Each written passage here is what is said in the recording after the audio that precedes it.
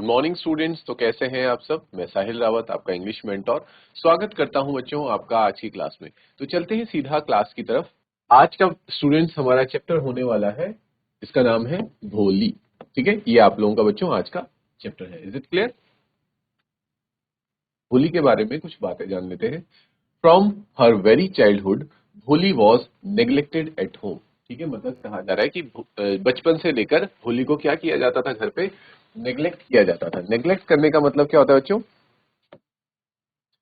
Neglect means नजरअंदाज। ठीक है, वो घर का ऐसा बच्चा थी जिसपे कोई ज्यादा ध्यान नहीं देता था। ठीक है, शायद आपके घर में भी या फिर कोई फैमिली में कोई ना कोई एक पर्सन ऐसा होता है, एक बच्चा ऐसा होता है जिसको ज्यादा ध्यान नहीं देते हैं, ना पेरेंट्स ना बड़े लोग ना भाई बहन उस पर ज्यादा ध्यान नहीं देते हैं। ठीक है, उसके कुछ भी वजह हो सकती है। भोली को नजरअंदाज करने के पीछे भी कुछ रीजंस थे। ठीक है, उन रीजंस को भी बच्चों हम इस चैप्टर में आगे पढ़ेंगे, देखेंगे किस वजह से, ऐसी क्या वजह थी कि भोली को सब नजरअंदाज करते थे, नेग्लेक्ट करते थे।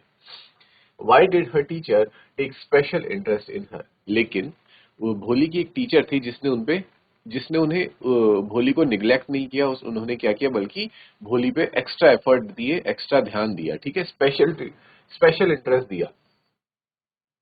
Did Bholi measure up to her teacher's expectations. और जिस तरह से टीचर ने भोली को स्पेशल इंटरेस्ट दिया, तो क्या भोली ने बदले में आप कह सकते हैं कि भोली क्या अपने टीचर के एक्सपेक्टेशंस, यानी कि बच्चों एक्सपेक्टेशंस का मतलब क्या होता है, उम्मीदों पर क्या वो खरी उतरी या नहीं उतर पाई। ठीक है, एक्सपेक्टेशंस मीन्स उम्मीदें। ठीक है, जैसे उम्मीदें होती है ना, हमारे पेरेंट्स को हमसे उम्मीदें रहती हैं। आप स्टूडेंट्स लोगों के पेरेंट्स को आपसे उम्मीद होगी कि हमारे बच्चे अच्छी पढ़ाई करेंगे और अच्छे मार्क्स लाएंगे और हम हमारा नाम रोशन करेंगे। ठीक है, तो वही उम्मीदें भोली के टीचर को भी भोली से थी। ओके स्टूडेंट्स, स्टार्ट किया जाए चैप्टर को। Her name was Sulekha. ठीक है, भोली का असली नाम क्या था? सुलेखा था। But since her childhood everyone had been calling her Bholi the simpleton. ठीक है, लेकिन उसको बचपन से ही सब लोग क्या बुलाते थे? भोली भोली करके बुलाते थे। भोली का मतलब क्या होता है आप लोगों को पता है बच्चों? जो एक सीधा साधा इंसान होता है। ठीक है, सिंपलिटन, एक सीधा साधा व्यक्ति।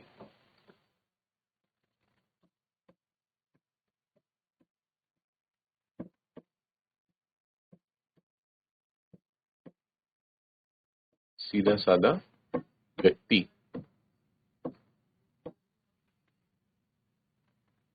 She was the fourth daughter of नंबरदार रामलाल। ठीक है बच्चों, वो नंबरदार रामलाल की चौथे नंबर की बेटी थी। When she was 10 months old, she had fallen off the cot on her head and perhaps it had damaged some part of her brain. यहाँ पे बताया जा रहा है कि जब वो सिर्फ और सिर्फ 10 महीने की थी, 10 माह की थी, तो बच्चों क्या होता है कि बच्चे को उस पर रखा जाता है ना, खटिया पे। गांव में क्या होती है? खटिया होती है। कॉट मीन्स खटिया, खाट। ठीक है, तो उस पे उसको रखा था और वो वहां से गिर जाती है। तो गिरती है अपने सर के बल। बोला यहाँ पे on her head. On her head यानी कि अपने सर के बल वो गिर जाती है, जिस वजह से उसके दिमाग का कुछ हिस्सा डैमेज हो जाता है। ठीक है, दिमाग का कुछ हिस्सा डैमेज हो जाता है। डैमेज का मतलब क्या होता है बच्चों? डैमेज मीन्स हार्म, उसको कुछ नुकसान पहुंचता है उसके दिमाग को। That was why she remained a backward child and came to be known as भोली the simpleton।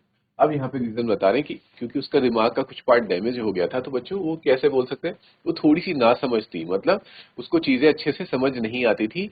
और आप ये कह सकते हैं कि थोड़ी सी वो बुद्धू थी। ठीक है, और लोगों को चीजें समझ आ जाती थी, लेकिन उसको समझने में वक्त लगता था और कुछ चीजें उसको समझ ही नहीं आती थी। ठीक है, इसलिए यहाँ पे उसको क्या बोला गया? बैकवर्ड चाइल्ड बोला गया है। और शायद इसी वजह से उसका नाम क्या रखा गया? भोली रखा गया था। यहां तक क्लियर है बच्चों?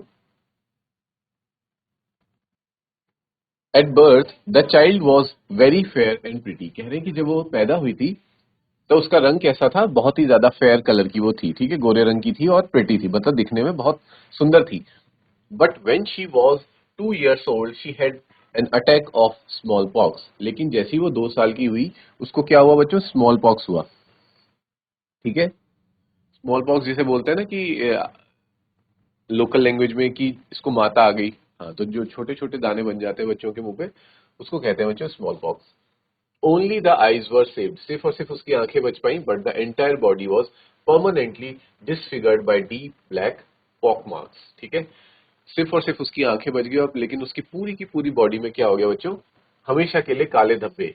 पॉक मार्क्स का मतलब होता है काले धब्बे हमेशा के लिए उसके शरीर पर रह गए, फेस में, शरीर में, पूरी बॉडी में। Little Sulekha could not speak till she was 5, और वो बोल भी नहीं पाती थी जब तक वो 5 साल की हुई। And when at last she learn to speak she stammered, और आखिरकार जब उसने बोलना भी सीखा तो वो क्या करने लगी, स्टैमर्ड करने लगी। स्टैमर का मतलब होता है बच्चों हकलाने लगी। ठीक है, स्टैमर मीन्स हकलाना, तो वो हकला के बोलती थी। द अदर चिल्ड्रन ऑफर made fun of her and mimicked her, दूसरे बच्चे उसका क्या करते थे, फन, मेड फन यानी कि मजाक उड़ाया करते थे। ठीक है बच्चों, मेड फन का मतलब होता है मजाक उड़ाते थे, और उसकी मिमिक करते थे। मिमिक का मतलब क्या होता है बच्चों, कॉपी करना। ठीक है, आवाज जैसे बोलने का जो उसका तरीका था, उस चीज को कॉपी किया करते थे।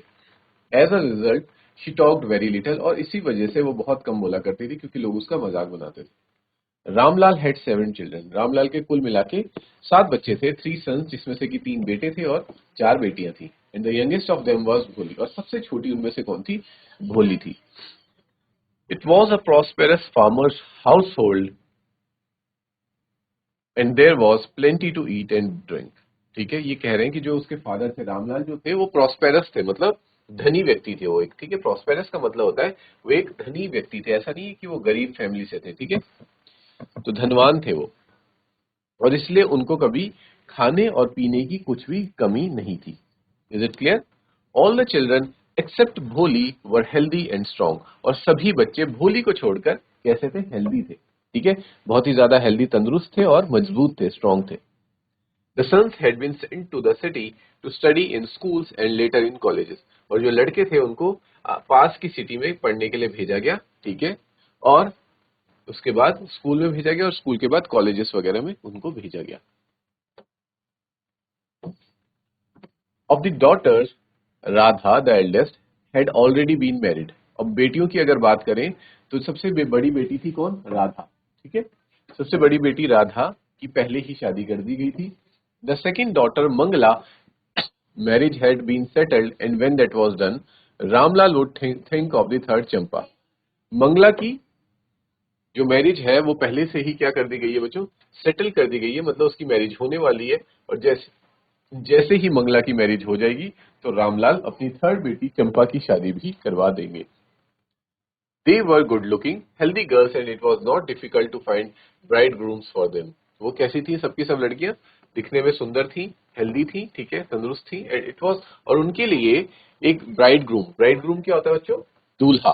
ठीक है, उनके लिए दूल्हा ढूंढना मुश्किल नहीं था, क्योंकि वो सब कैसी थी, दिखने में सुंदर थी और हेल्दी भी थी। तो गांव में क्या होता है बच्चों, गांव में कुछ ज्यादा ये थोड़ी देखते कि लड़की कैसी है, पढ़ी लिखी है, क्या एजुकेशन है, क्या सारी चीज, सिर्फ ये सारी चीजें नहीं देखते हैं। सिर्फ क्या देखते हैं कि हाँ भाई देखने में सुंदर होनी चाहिए और ठीक है घर का काम करना वरना आना चाहिए। तो these are the basic things. But Ramlal was worried about Bholi, पर रामलाल को किसकी टेंशन होती थी, भोली की टेंशन। भोली की टेंशन क्यों होती थी बच्चों, आपने पढ़ी लिया है कि भोली दिखने में कैसी थी, सुंदर नहीं थी, और साथ ही साथ उसका दिमाग भी कम था, बोलने में भी वो हकलाती थी। ठीक है, क्योंकि उसकी पूरी बॉडी में क्या बने हुए थे, डार्क स्पॉट्स बने थे। तो रामलाल को ये टेंशन रहती थी कि भोली से कौन शादी करेगा। ठीक है, she had neither good looks nor intelligence, क्योंकि उसके पास ना तो अच्छे लुक्स थे और ना ही दिमाग अच्छा था, इंटेलिजेंस भी नहीं थी। यहां तक क्लियर है बच्चों? ओके स्टूडेंट्स, आगे बढ़े। देखो आप देख सकते हैं यहाँ पे ये रामलाल है, ये उसकी वाइफ, ये बड़ी बेटी, और यहाँ पे भोली बैठी है। भोली देखो देखने में भी कैसी लग रही है।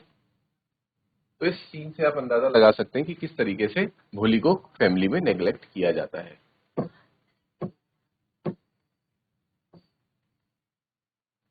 Bholi was 7 years old when Mangala was married. जब मंगला की शादी हुई तो भोली कितने साल की थी, 7 साल की थी। ठीक है बच्चों, the same year a primary school for girls was open in their village, और उसी साल उनके स्कूल में उनके गांव में एक प्राइमरी स्कूल भी खुला था। किनके लिए, लड़कियों के लिए, सिर्फ और सिर्फ लड़कियों के लिए। The tehsildar sahib came to perform its opening ceremony, और उसकी ओपनिंग सेरेमनी का मतलब क्या होता है बच्चों? उद्घाटन। ठीक है, ओपनिंग सेरेमनी मीन्स उद्घाटन।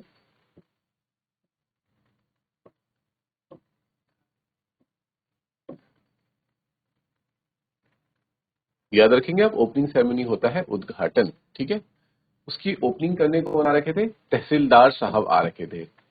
ही सेड टू रामलाल, और क्योंकि रामलाल गांव का एक प्रसिद्ध व्यक्ति था, ठीक है, एक बड़ा जमींदार था, तो इसलिए उन्होंने उसको भी वहां बुलाया था।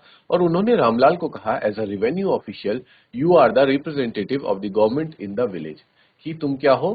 क्योंकि वो क्या था बच्चों, आपको याद होगा, रामलाल क्या था? नंबरदार था। ठीक है, तो वो रेवेन्यू ऑफिशियल था, मतलब उसका काम था टैक्स वगैरह कलेक्ट करना, ये सारी चीजें देखना, और वो गवर्नमेंट का रिप्रेजेंटेटिव था। And you must set an example to the villagers, और तुम्हें क्या करना चाहिए? गांव वालों के लिए एक एग्जाम्पल सेट करना चाहिए, मतलब कह सकते हैं आप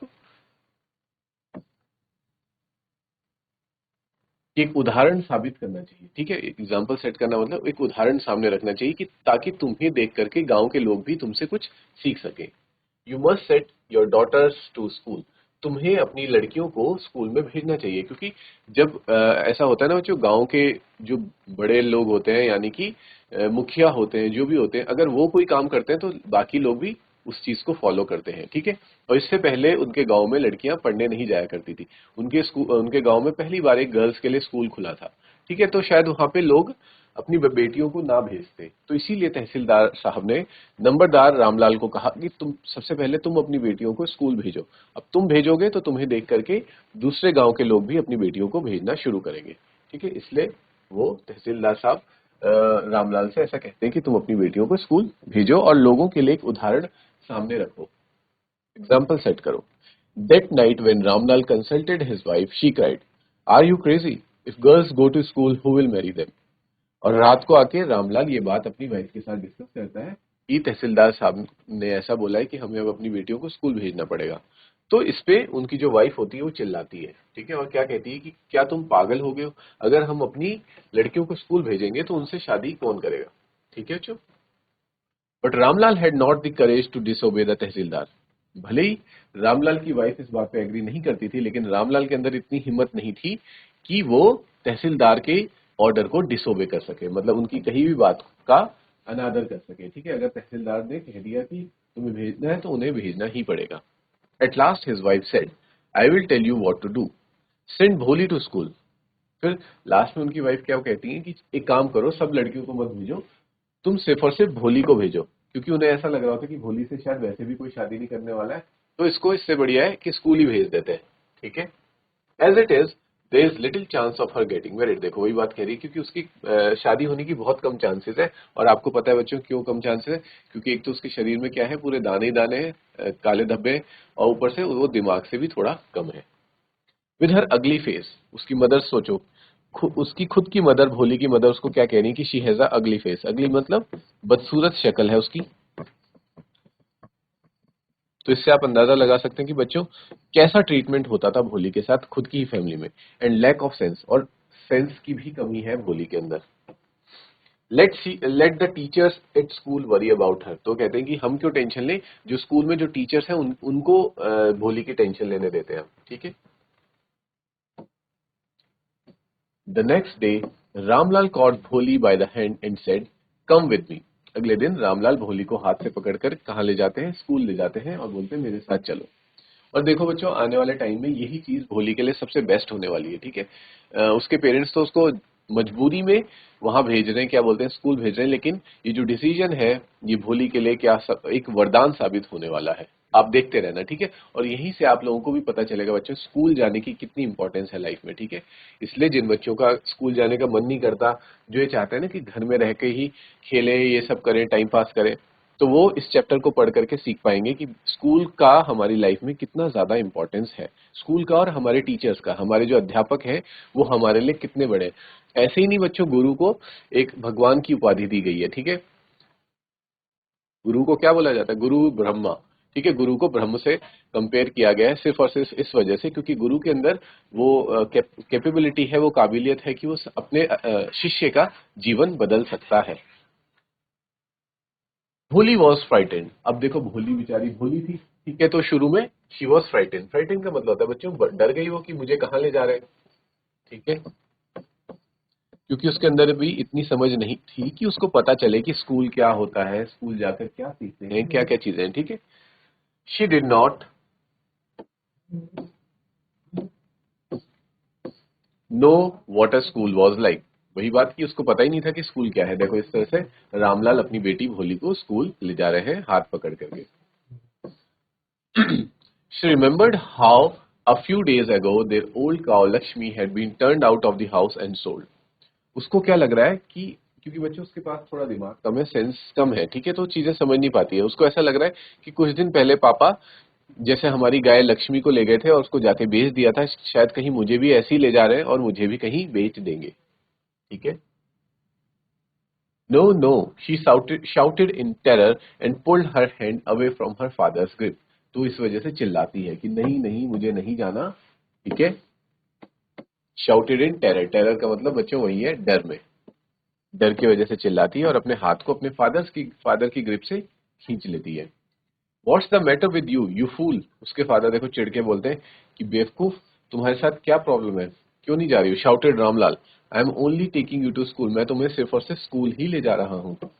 Then he told his wife, let her wear some decent clothes today, or else what will the teachers and other schoolgirls think of us when they see her?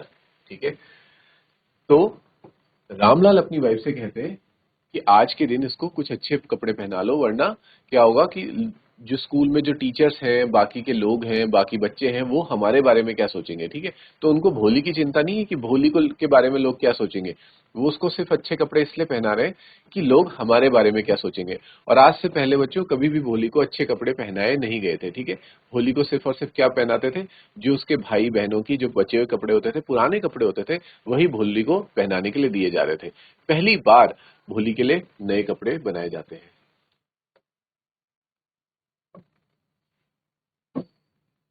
देखो, new cloth had never been made for Bholi. Bholi के लिए आज तक कभी नए कपड़े नहीं लाए गए। जो उसके भाई बहनों के कपड़े होते थे वही भोली को दे दिए जाते थे। The old dresses of her sisters were passed on to her. वैसे ये चीजें बच्चों हमारे साथ भी होती हैं। ठीक है, हमारे घरों में भी होती है, लेकिन इतनी ज्यादा नहीं होती कि हम भी अपने भाई बहनों के कपड़े पहन लेते हैं।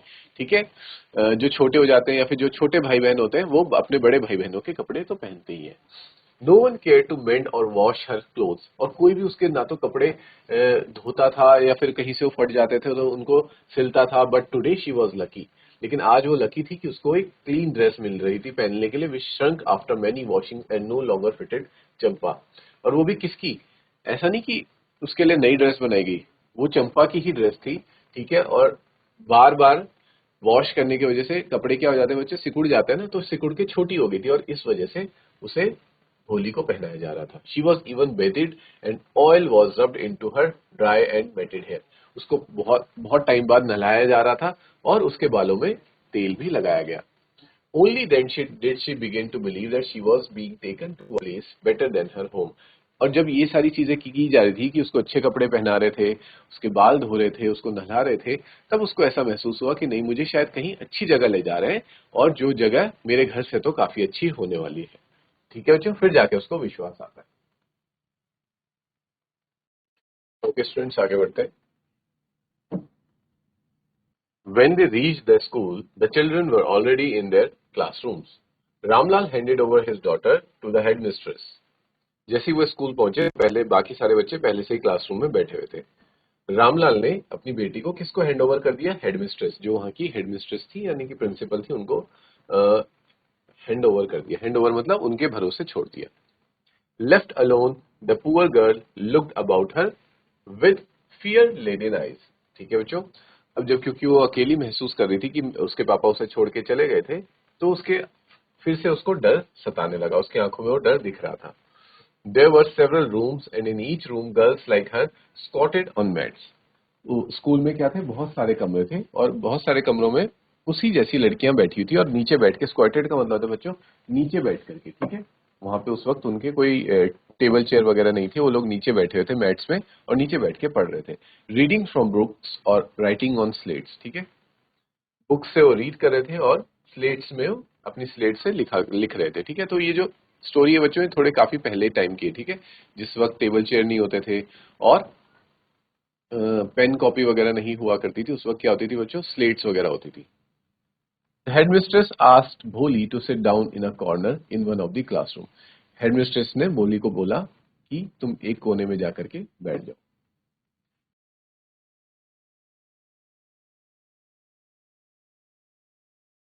Bholi did not know what exactly a school was like and what happened there, but she was glad to find so many girls almost of her own age present there. She hoped that one of these girls might become her friend. ठीक है. अच्छा, भोली को हमने जैसे कि देखा ही था कि भोली को नहीं पता कि स्कूल में क्या होता है, लेकिन उसको ये बात की बहुत खुशी होती है. ग्लैड का मतलब होता है बच्चों खुशी. ठीक है, ग्लैड मीन्स हैप्पी. वो खुश थी इस बात को लेकर के कि वहां पे स्कूल में उस जैसी बहुत सी लड़कियां उसी की एज की वहां पे हैं, और उसे लग रहा था कि शायद यहाँ पे अब मेरी ये लोग दोस्त बन जाएंगे. The lady teacher who was in the class was saying something to the girls but Bholi could understand nothing. ठीक है, जो वहां पे जो लेडी टीचर थी उनकी क्लास में, वो सभी लड़कियों से कुछ बात कर रही थी, लेकिन भोली को वो चीजें समझ नहीं आ रही थी. She looked at the pictures on the wall. और वो क्या कर रही थी, जो पिक्चर्स जो वॉल पे लगी हुई थी उनको देख रही थी. The colours fascinated her.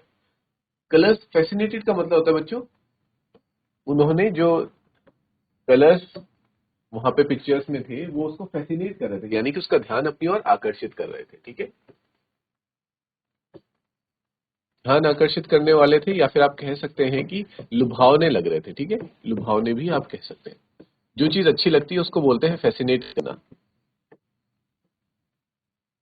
The horse was brown just like the horse on which the tehsildar had come. वहां पे जो पिक्चर में हॉर्स बना हुआ था वो ब्राउन था, ठीक उसी हॉर्स की तरह जिस हॉर्स में जो तहसीलदार थे वो आए थे टू विजिट देयर विलेज, जब वो उनके विलेज में विजिट करने आए थे. The goat was black like the goat of their neighbour. जो गोट थी यानी कि जो बकरी थी वो ब्लैक थी, जैसे कि उनके नेबर उनके पड़ोसी की बकरी है काली, वैसे ही वो भी थी. The parrot was green like the parrot she had seen in the mango orchard.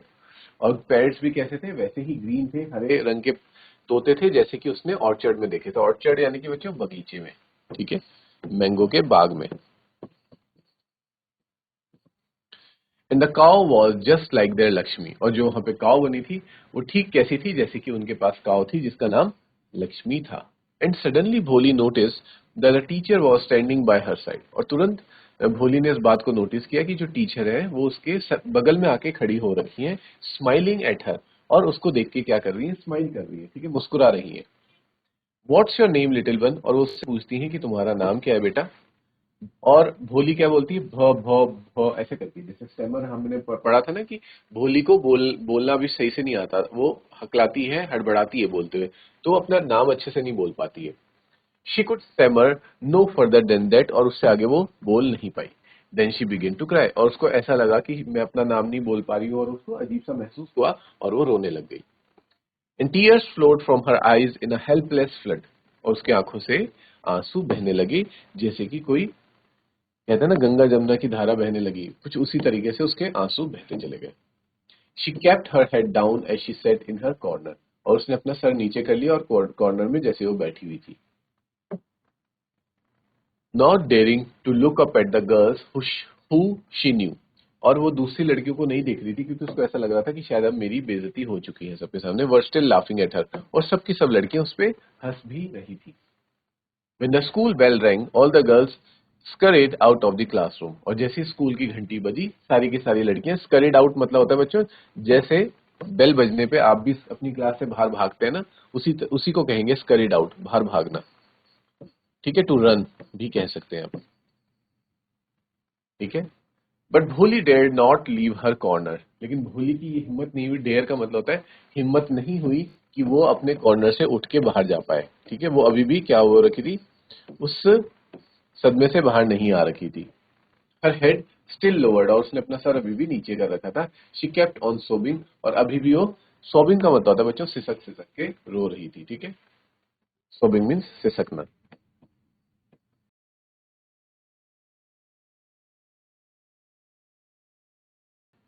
भोली the teacher's voice was so soft and soothing. उसको टीचर कहती है कि भोली, और टीचर की वॉइस कैसी होती है, बहुत ज्यादा सॉफ्ट नरम आवाज से वो कहती हैं. All her life she had never been called like that. और भोली को आज तक इससे पहले इतने प्यार से किसी ने उसके नाम से नहीं पुकारा था, क्योंकि भोली को हमेशा क्या डांट के ही बुलाया जाता था. इट टच्ड हर हार्ट, ठीक है, इस बात ने उसके दिल को छू लिया। Get up said the teacher, teacher ने बोला कि भोली उठ जाओ। It was not a command, वो एक कमांड नहीं थी, कि ऐसे नहीं बोला, कमांड का मतलब होता है ऑर्डर देना कि उठ जाओ, खड़े उठो, स्टैंड अप, वैसे नहीं था। But just a friendly suggestion, बल्कि क्या था, जैसे हमारे दोस्त हमें सुझाव देते हैं ना कि यार ऐसा कर लेते हैं, तो उसको भी कुछ ऐसे लगा कि जैसे मैम ने यूं कहा कि भोली उठ जाओ। भोली गॉट अप, और भोली को ये बात अच्छी लगी, इसलिए भोली उठ भी गई। Now tell me your name, फिर मैम दोबारा से पूछती है कि अब मुझे अपना नाम बताओ।